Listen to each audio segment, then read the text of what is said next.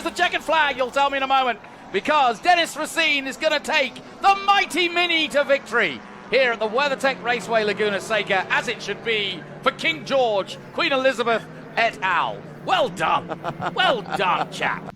First place finish was a Mini Cooper, Dennis Racine, myself.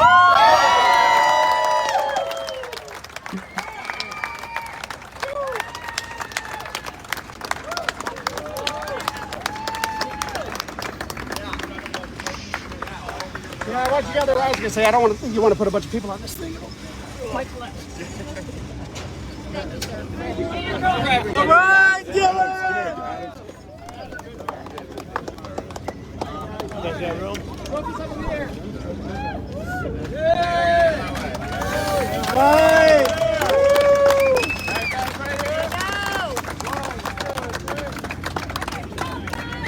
Well done, guys. Well done.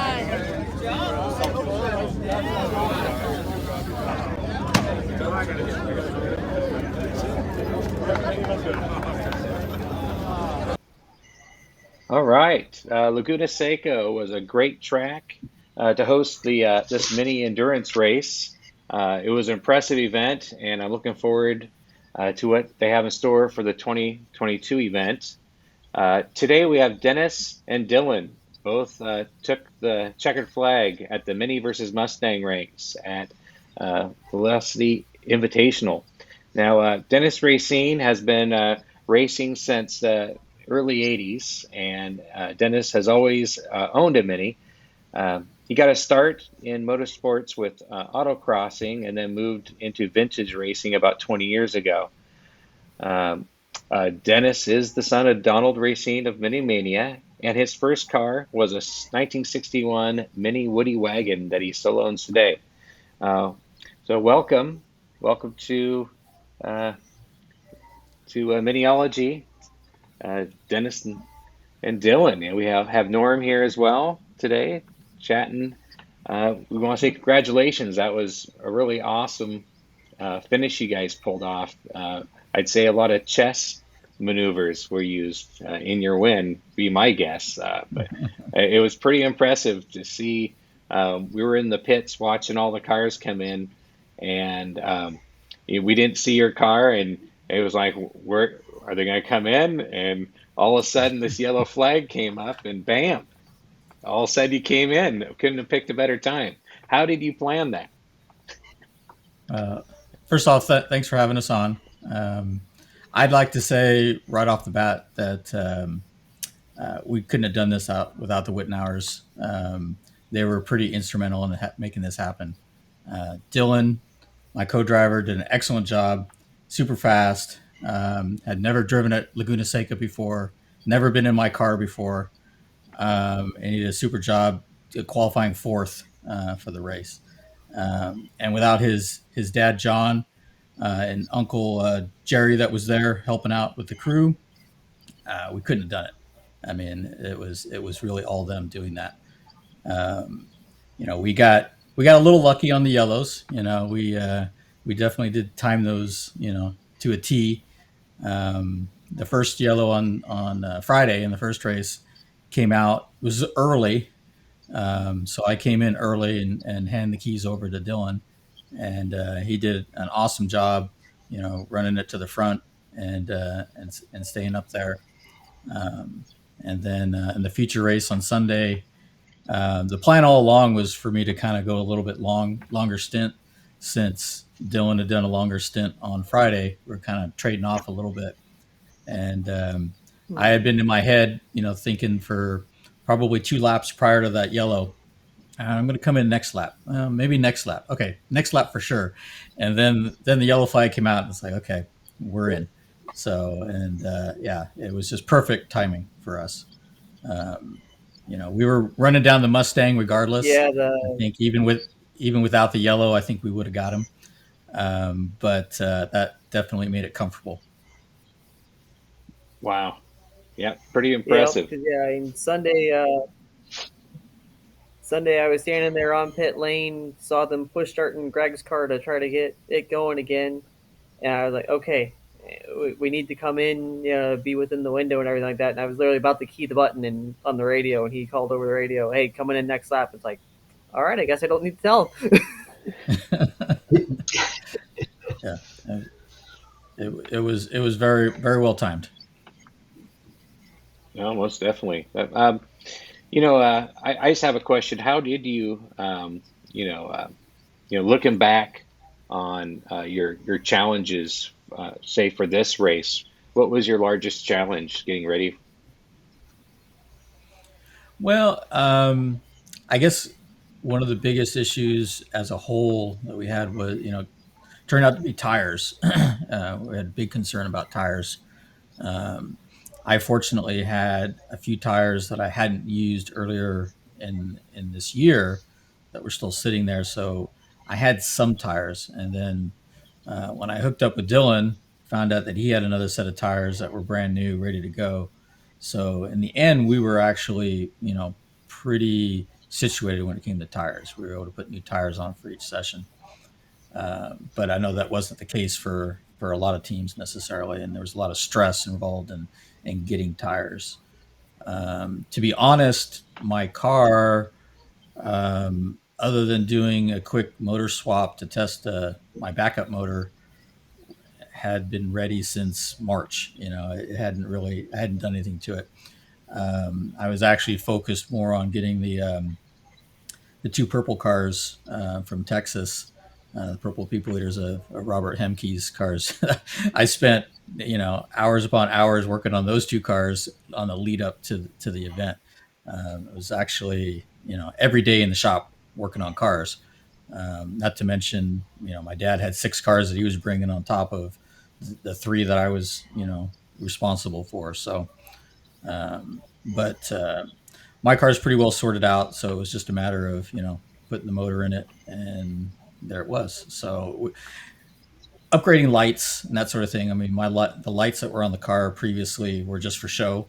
They worked, but they weren't gonna be sufficient for racing. So did swap out all the lighting, put some real lights in there for this particular event. Awesome, awesome. What about gas situation for the race? How are you sitting there? Where you had enough going in on that? How did you end Yeah, up? we actually did not have to fuel on the stop. So we I've got an 8-gallon fuel cell, so we were able to just fill that thing to the brim, and we were good. I think we did throw a splash on in the feature race just as a precaution, but we didn't need it. I mean, given that there was a few laps under yellow and everything like that, we didn't need it, and we didn't put any gas in it at all on Friday. So um, so we were good there. Very cool. And how did you end up getting a chance to run into Dylan? How was the connection on that? So I forget which race I first met Dylan at, but I remember specifically being at Watkins Glen during the Can-Am race that we had there a couple years ago, and just being blown away at how quick this young kid was. Um, if he had motor in that car, he was going to win the thing outright. He was just so quick around Watkins Glen. He come into the bus stop, and I don't there he didn't even touch the brake going through there. He just popped the curbs, boom, boom, boom, and he'd just be right up on you. I mean, I might be able to get 10 car lengths on him on the straightaway, but he would just suck that right back up as soon as we were in any of the twisty bits.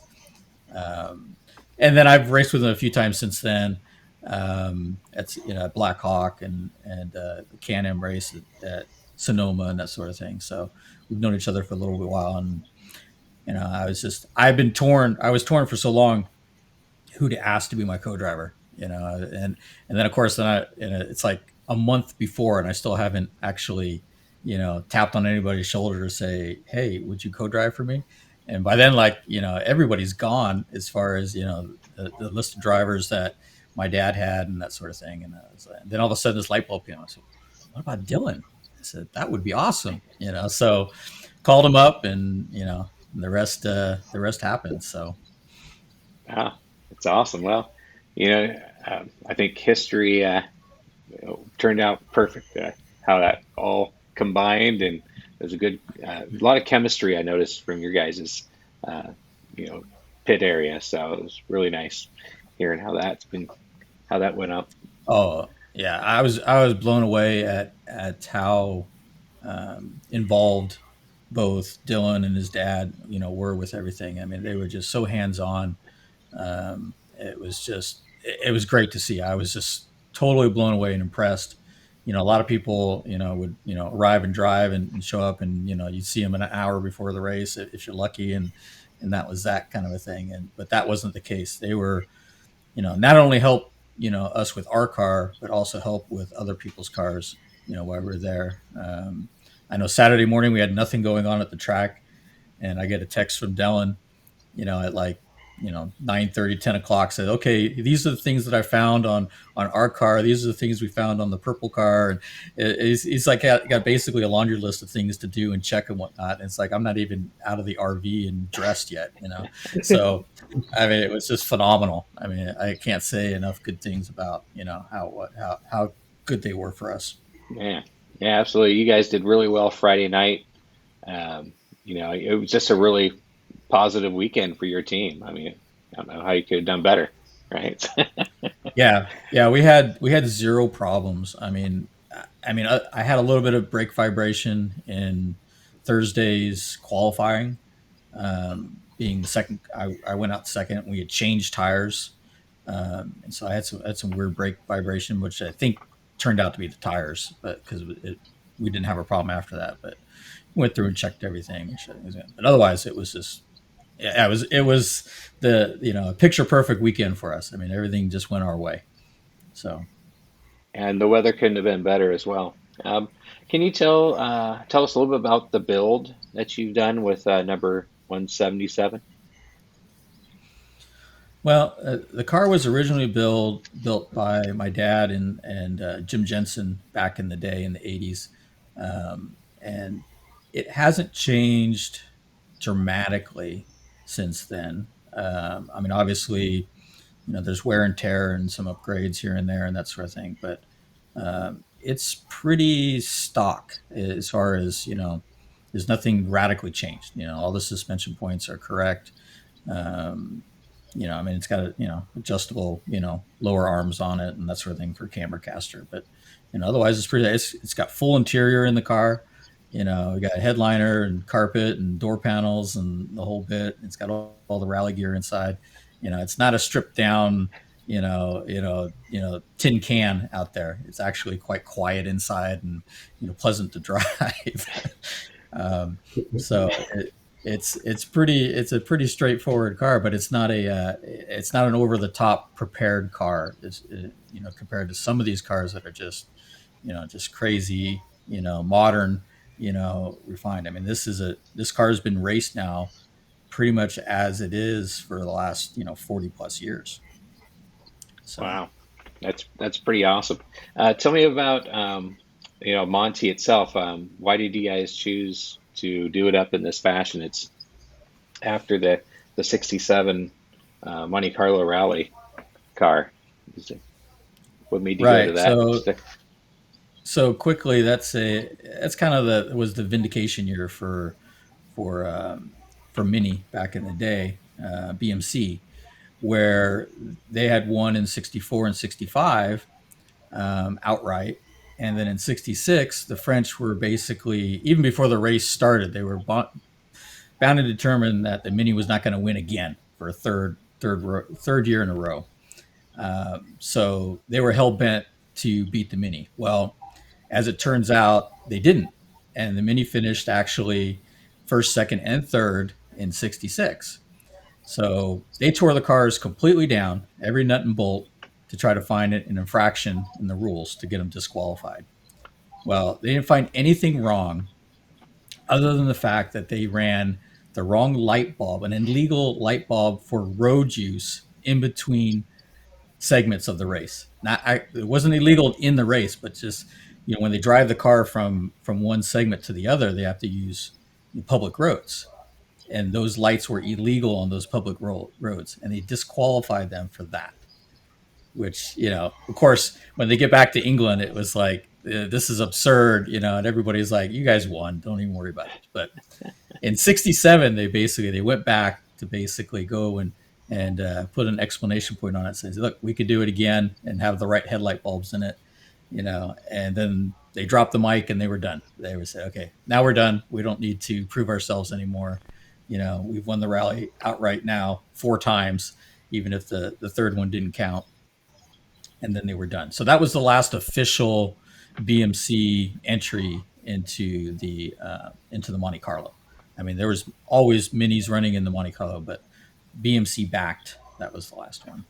Yeah, no, those are definitely some great days of looking back. A lot of great driving, and the works team was just incredible of how they were able to prepare those cars for those long endurance. And it's really great to see that tribute car out throughout vintage racing today. I think you've completed, from what I understand, is well over 150 race weekends with that car around the United States. So it's been seen. It looks great out there. It's amazing to think back how much extra weight you have on there. Yeah. No, we're not the lightest car out there, Yeah. but yeah, I remember it's been a that. lot of fun. There's a lot of tracks. I remember that Watkins Glen race where Dennis and I had the good back and forth. In between races, I'm over there with a wrench taking off every nut, screw, and bolt that doesn't need to be on the car, trying to find a couple more mile an hour to catch him down the straightaway. I look over, it's like, he's got a whole interior. What's going on here? Yeah. What do you have in there? What kind of motor is that you have sitting underneath that bonnet? In my Secret? car, Yeah. it's top secret. No, it's it's nothing too elaborately special, but it definitely did really well to keep up with the likes of the Swift Tune motors and that sort of thing that were in the competitors with me. So this is a motor that I've built myself with the help of BWR and some other people and components and that sort of thing. But it's been it's been a great motor. So. Yep, absolutely. And when we were talking at the racetrack, you were mentioning that the keys never have been given to you. You really had to work hard to gain. Can you tell us a little bit about that story? How you, Yeah, well, my dad isn't, has never been a guy to say, oh, here's a race car, just go have fun or whatever, So you had to earn it, and yeah, that's a good thing.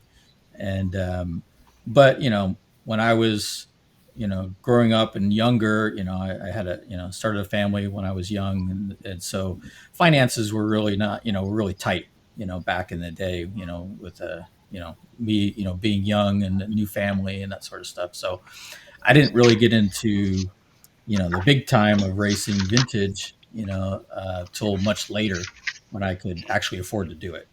um, so it was a little bit of a challenge early on to get right into it, just yeah, from a financial standpoint. You got to be able to do entry fees and buy equipment and fuel and transportation and all that kind of stuff. It can you know cost some money.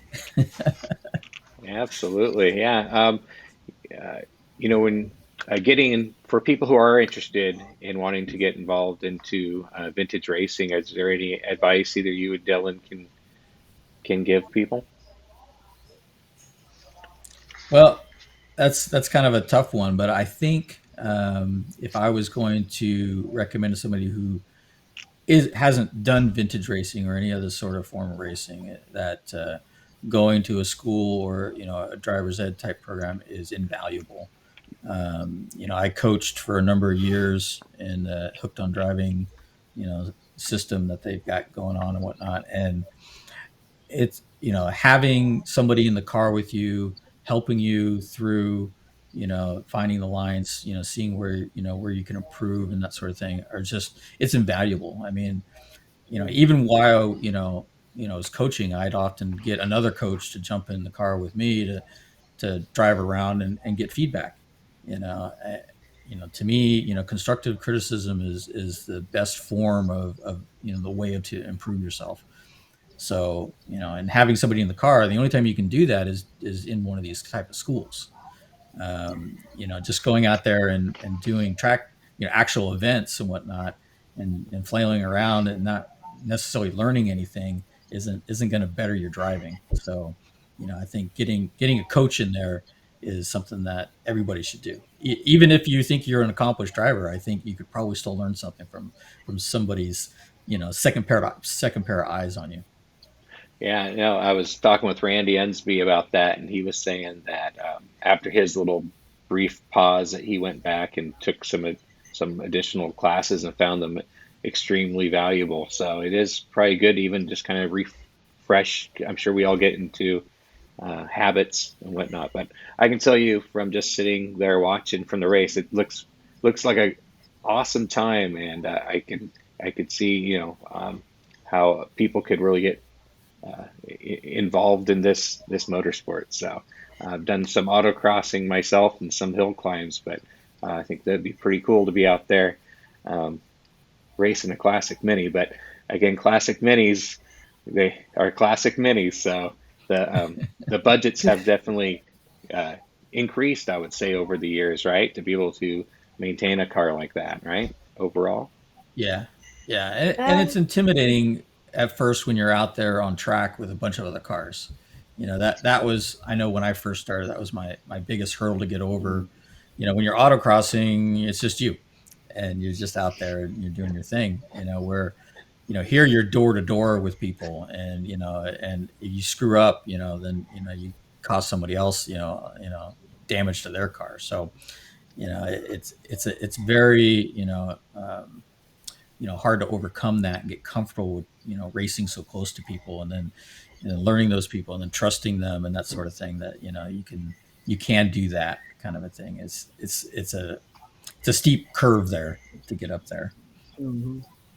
Yeah. No, But And the Storm. to other, Dylan, I'd say the other to big Dylan. thing I would say is find your local club and volunteer. Almost every vintage, even SCCA and stuff, all those organizations, they're all volunteer for pretty much all the positions.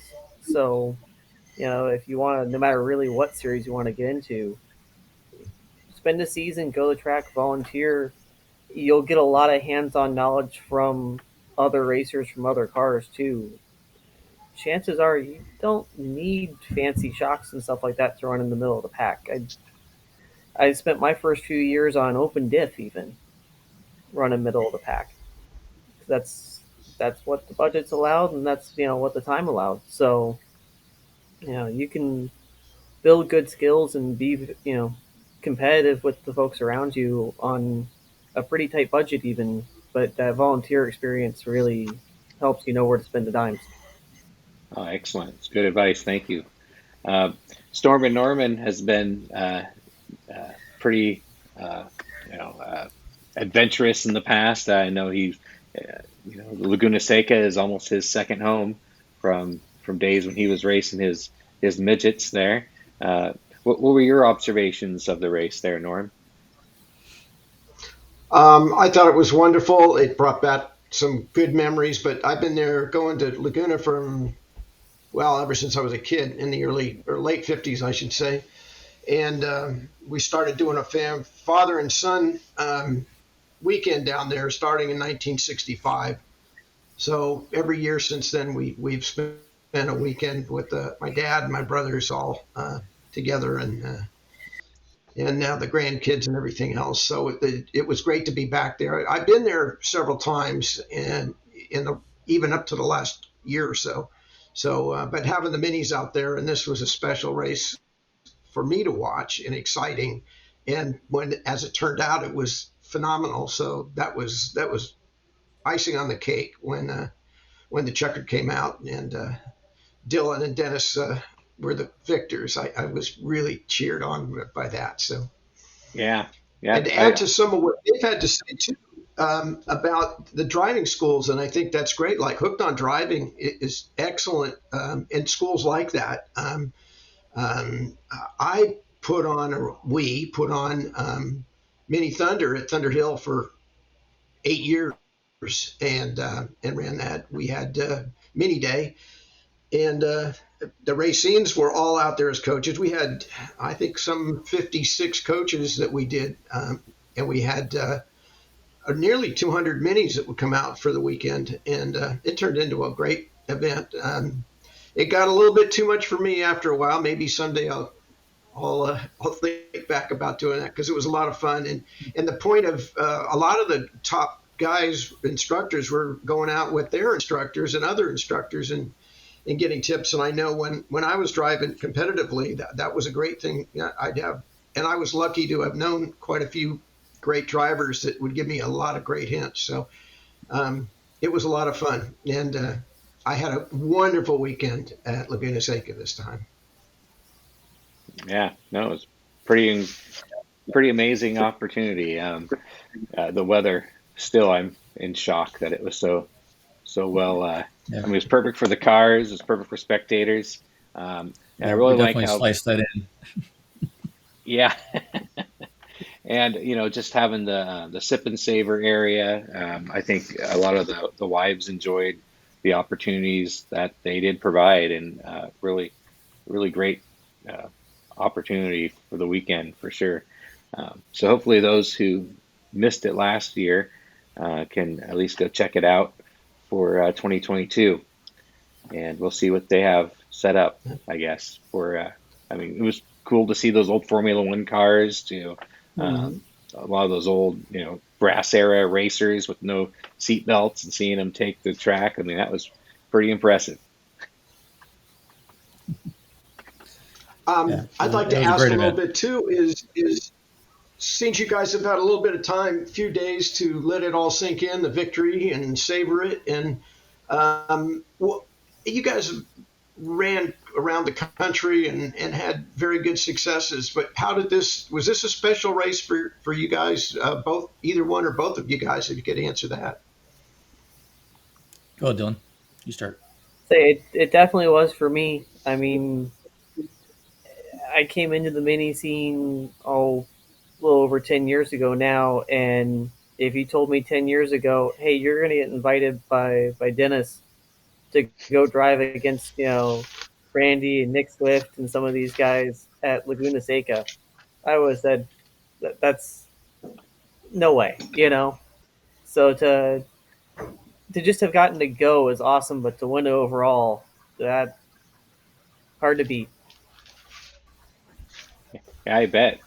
Yeah, Yeah, you it, know, it was you it was guys, a very you special event. guys. Go ahead, Oh, Norm. it was. You guys were in a field of 25 minis and six Mustangs, so to speak. And, I was looking at the drivers lineup. I'm not familiar that much with the Mustang drivers, but I sure am with the Mini drivers. And, you were up against those, and you were up against the likes of uh, Nick Swift, Andy Nelson, Joe Huffaker, Don Racine, Richard Patterson, Randy Unsby, Robert Homeke, Graham Reed, and a whole bunch of other ones. And not only the mini drivers, but there were people that run outside of the mini that ended up driving minis, and their list is amazing. These guys are all accomplished race drivers. So you guys were out with a talented bunch and you guys came to the top and won overall, and you did it all staying within the rules, which I thought was wonderful. There wasn't any tricks. You guys beat them fair and square, so I'm proud of you. And it was great for the mini community as well. This is the kind of thing that's going to bring more and more of the many people together around the world, and I'm just so thankful to be a part of it. Yeah, there's always already quite the buzz from lots of people wanting to buy cars and get into the mini racing scene. I mean, it's I've had several phone calls from people, looking to try to secure a car, or asking me questions about, a car to buy and that sort of thing. Um, I mean, it's really been good for the whole racing scene, to show how fun this is. I mean, some of these drivers that are racing the cars, have raced a lot of different cars, and that, there's people that have raced vintage Formula One cars at Monaco and say that this was more fun than that. And for that to be, a statement is, just kind of puts an explanation point on how fun this is. It's just a lot of fun to be out there with all our fellow mini enthusiasts. Everybody's got a passion for these cars, that drives them, and it's fun to see these new people start to understand that. I mean, you and I have been doing this forever. It's kind of just part of our lives. But to see these new people get excited about it and say, "Man, this thing," I just always have a giant smile on my face when I come off the track. It doesn't matter how I did. It's like I got this big giant smile on my face. It was so fun. So that's neat to see. That's awesome. Yeah, I heard the commentators from Velocity Invitational during the race mention that they'd like to see a bunch of retired Formula One drivers all take minis and just do an all mini race with some Mustangs and have them all Formula One racers. Wouldn't that be fun? Huh? Yeah, that would be interesting to do like a pro-am type race where you have like a pro driver and an amateur driver, paired up and each mini. That would be a lot of fun. Hey, Norm, can you set that up? Get right we on can that, work right? on it. Absolutely. I think I saw the same thing. I saw the same amount of interest. As a matter of fact, I noticed, they're walking through the paddocks and you're looking at these multi-million-dollar cars all over the place. And yet you see many, many folks flocking to the mini row. I mean, that had a constant flow of spectators and fans and wanting to get pictures with the cars. And, it was just put a smile on my face for the weekend seeing that. That was awesome. Yeah, no, absolutely. So I got one quick question. Yeah. Well, it's not quick, but with this, just talking about the evolution and the things with the minis and the future of how this is going, what are both of your future plans? If you have any aspirations of, this could be a stepping stone. I think because you guys were visible, you gained a ton of exposure. You guys handled yourselves like professionals. You ran the team like it should be. I'm talking the crew, everybody. I mean, it was a flawless performance by your whole team. And, people are impressed by stuff like that. So you guys, once you get your name out there a little bit, that's probably what you need, not only to be fast, but if you get your name visible, sponsors start looking at you. So with that, I just wondered if you guys have any future plans, or I would say desire to do anything different and not moving out of minis, but just moving ahead with something else. Well, I know that for me, I mean, doing, and helping, kind of a thing, maybe starting more professionally, if you will, maybe doing some car prep for people and that sort of stuff is something that kind of interests me. I had a lot of fun prepping the two purple cars for this event as an example, even though I'd fall asleep at night and just see purple at night because that's all I saw during the day. But, it'd be nice to have a little variety in there, I guess is what I'm saying there. But yeah, it's something that's appealed to me, kind of, branch off and, kind of maybe try to do a little bit of that, see if I can make something of that. But, going forward, I mean, we've already been talking about a pretty robust race schedule for next year, going all the way back out to Pittsburgh, doing the couple of big events they have down there at Shinley Park and at Pit Race. That sort of thing, which I'll probably do in one of the purple cars as opposed to dragging my car out there. But Robert is so gracious to allow me to drive one of his cars, so I may do that. And but yeah, I mean, just going forward, just keep racing the way we are, and opportunities come out. Yeah, absolutely. No, I noticed seeing a lot of the Bay Area mini club owners out there, or mini club members out there helping out and wrenching and make sure cars are up and going. That was pretty cool. I could see some of these guys taking the wheel here very soon. Yeah, the community that came out to help my dad with it, the 6 cars that he brought out to that was just phenomenal. You know, Andy Biddle and his crew. And I apologize if I don't know everybody's name and remember exactly everybody was there, but Yeah. everybody was there. Yeah. I mean, MOASF was pretty much was their entire prick crew for all those cars, and they did a fantastic job. Keeping all that stuff on the track. You know, pretty much everybody finished, and that's an accomplishment in itself. Being that we're talking about minis here, so Yep. Exactly. Yeah. No, for sure. Um, I just kind of on the tail end of this conversation. I'm always curious about those this or that questions here. So if we start with Dennis here, um, so we get a little bit better idea of who you are here. Do you prefer beer or wine? I don't drink at all. Okay, there So you go. I would You I would prefer a root beer or a Coke. all right? There you go. How about Mac or PC? PC hands down. PC has So all right. Excellent. And do you prefer movie at home or movie at the theater? usually movie at home. All right, So movie in the theater is more of a special occasion kind of thing. nice. All right, and Morris or Austin?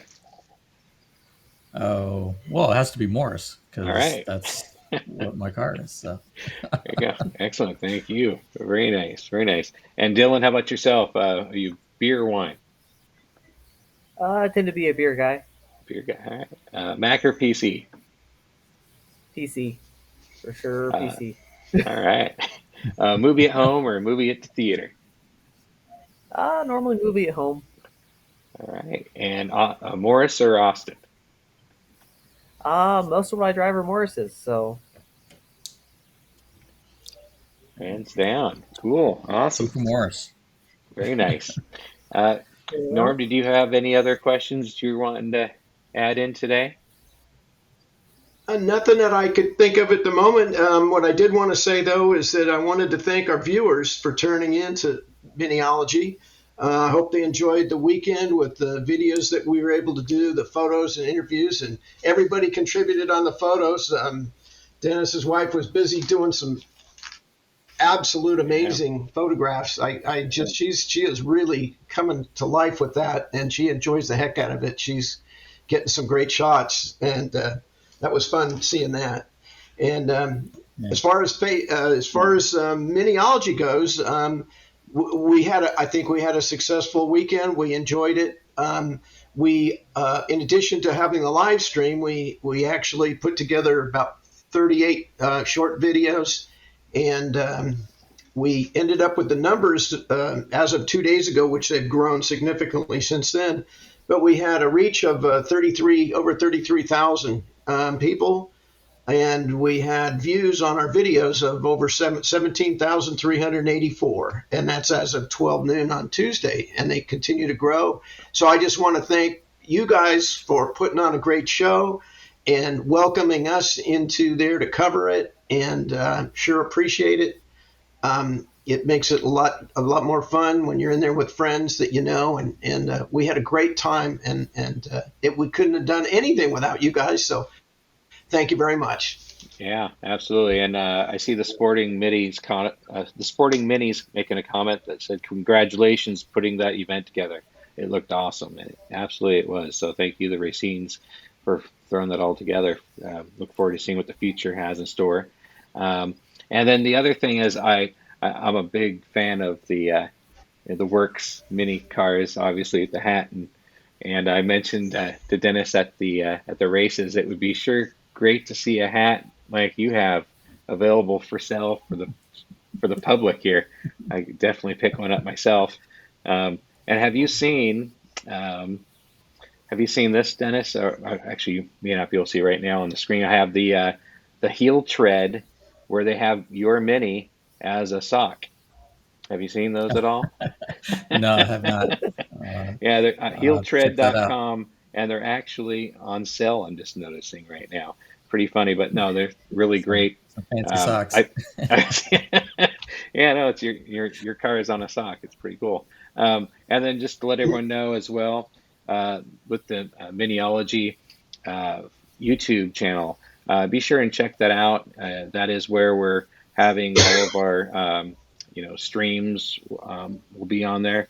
And just to let you know as well, we just uh, downloaded today just the race itself. It should be live, um, if not now, in a few minutes or a few 15 or 20 minutes. Let me just check here real quick if that's up and going now. Because right now the length that we had was about 7 hours long in length, and we did put, yeah, here it is, it's live now, a 55-minute of the entire race. And you can see um, Dennis and Dylan as they're racing with the Mustangs, um, and hopefully in the future when we do this, we get a few more Mustangs. What do you feel about that? Would a few more Mustangs on the track help out, or what's your thought? Oh yeah, I think that Yeah, definitely. going forward, I think the event was so well received by everybody that was there that I think, yeah, next year there's going to be a whole lot more Mustangs. They were very excited. You know, according to what I heard was this event, Minis versus Mustang, made the weekend. I mean, it was the premier event. Everybody was talking about it. The first ever night race there at Laguna Seca. The big David and Goliath battles was just all anybody was talking about. So yeah, I think we're going to be coming back. We don't know for sure yet, but if we do, I think there's going to be a huge interest going forward. Yeah, no, absolutely. I'm interested in returning for next year as well, and watching that battle with David Goliath. That was pretty sweet. So awesome. Well, thank you. As we go out, I'm going to play the video from Norm talking to Dennis right after you came in for your pit stop there, and we were just running around. Was filming with my little iPhone and was able to get some pretty cool stuff of you. Hey, real Uh, quick here. yeah, go ahead. Big thank you to you guys for coming out and covering the event. Appreciate it. Big thank you to Dennis for letting me drive his car and trusting me with it. And big thank you to wife for watching the kiddo while I was gone and all the support of my family and everything. It was an awesome weekend and couldn't happen without all y'all, and I really appreciate it. Yeah, It absolutely. was it Thank was you for coming. it was great to have you, and I'll have to say real quick, as well, to thank my wife Cindy, it's her birthday today, so happy birthday, and she's just so supportive of everything. I mean, she's the one who makes sure that everybody's fed, has water, and she's out there taking pictures and everything else. I mean, she's just working really hard, and I love her so much. So I just want to say thanks. Absolutely. Yeah. Without that type of support, no fun, huh? So Exactly. that's great. Anything else you guys like to add before we go out to see Dennis taking the pits and then Dylan climbing in the car and taking off? Yeah. You know, just I guess before we go play that, I'm just kind of curious overall. Um, were you when you're out there? Did you have any idea of the cars that were, uh, not able to continue the race or any of the other uh, items? Was How was communication with you in the car and coming out of the car? How did that feel? Well, well, that was our secret. It I think we ended up. I think we were the only team that actually had a car to pit radio. Uh, So yeah, so Dylan would tell me what was going on, and vice versa, and that sort of thing. So we had a awesome. little bit of indication of what was going on, which was very Yeah. helpful as far as knowing what was coming up behind you, whether or not you had to push hard or just keep pace, that sort of thing. That really helped to preserve tires and fuel and everything else to kind of know where you were at. Wow, that's awesome. So yeah, communication pays off, So huh? yep. So yeah, we've done some endurance racing ourselves before with modern mini and Champ Car Endurance Series. So we kind of pulled some of our knowledge of that between radios, and luckily we didn't really have the fuel, but we had the quick fill can there if we did. Some little things like that, just to, better equip who's in the car to deal with situations. And then, yeah, it's just balancing how much you tell them and stuff. Awesome. So didn't want to make them feel too comfortable. Yep. Yeah. Yeah. Well, you did a great job. It definitely was a chess match, and congratulations again for coming up on top. So excellent. So Thanks, we'll go guys. and close out Appreciate it. here. Hey, you're welcome. Here's the clip from the pits. So have a great day. Enjoy your night.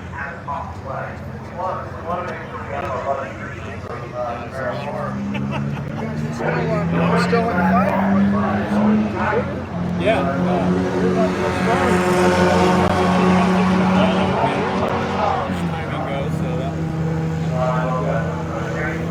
How's your car running? Some days pushing a bit now. It's kind of a little hot and decent. So it's definitely a lot harder right now because the car just, it's a handful to get turned. So. And how is it with the traffic out there? It's hard. Okay. There's a few times where you really got to check up because they're taking their line. That's exactly what they should be doing, but it holds it up. Yeah. So that's part of it. I noticed that number 11, his lights more than half the time. The 111. Yeah, I heard they black flagged him. The day so he did a stop. Okay. So I don't know. I think his lights might have just gone out again. So. It did seem like he didn't have any taillights most of the time. He didn't have any headlights. Yeah, well, I couldn't see that. He got around me and around the other two cars too, and then he seemed to really fall off the pace. Yeah, because you kept chomping on. Yeah, and I was able to eat into him again. Yeah. And I probably, again, he's so fast down the straightaway. Oh, no kidding. But in the infield, I could have made a move on him at some point, but I didn't have to since. No, you're in good shape. Good timing. You got about another.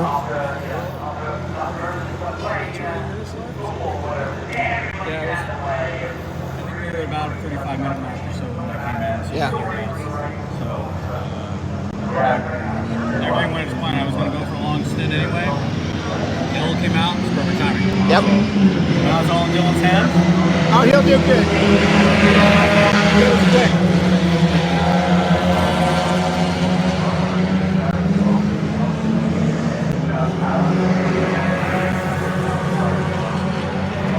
Yeah.